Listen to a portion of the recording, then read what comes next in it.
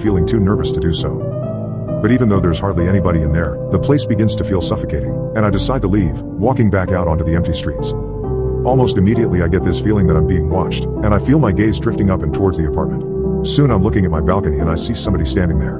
A dark figure stood completely straight, stiff to the point where it nearly resembles a mannequin. But it isn't one. If I look closely, I can see it just slightly swaying.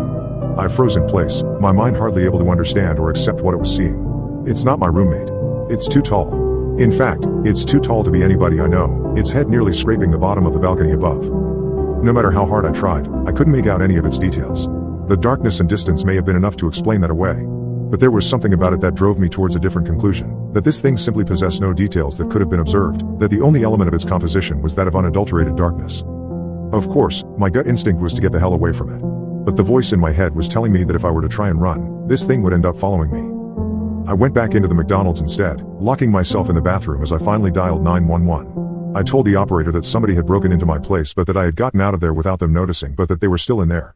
It was the story that most accurately represented the situation without making me come across as batshit. The operator told me that they'd be sending somebody over, for me to hang tight. I left the bathroom, waiting at the table closest to the exit until I could see the red and blue lights cutting through the darkness. I went outside to meet the cops, looking up at the balcony to find it empty, though the door to the living room had been left open. They pelted me with a bunch of questions that I found difficult to answer. Is the intruder armed? Do I have an idea who it might be? What are their intentions? I told them I didn't know, that I couldn't figure it out, but they just kept on asking. Soon I was practically yelling at them to go up there and check it out for themselves, and I suppose the terror in my voice was enough for them to begin taking this seriously. They told me to wait by the entrance and I watched on as they entered the building. I was out there for a long time, growing increasingly anxious at the thought of what they were going to tell me when they came down. A few minutes later, the silence was broken by a single, muffled gunshot. My heart dropped into my stomach, and I continued to wait there, unsure of what to do otherwise. 20 more minutes of silence and the officers still hadn't come down. Soon I could hear more of them approaching in the distance.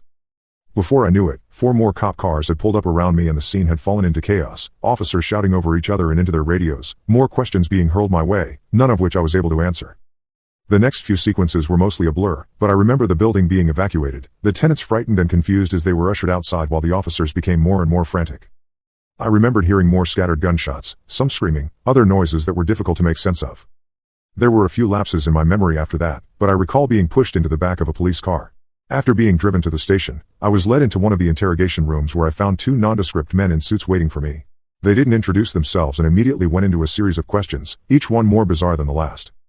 What company was your roommate employed by? What was the nature of his job? How many different people have been inside your apartment since your roommate moved in? Have you ever heard voices inside the apartment from the hours of midnight to 3 a.m.? Voices that did not belong to your roommate?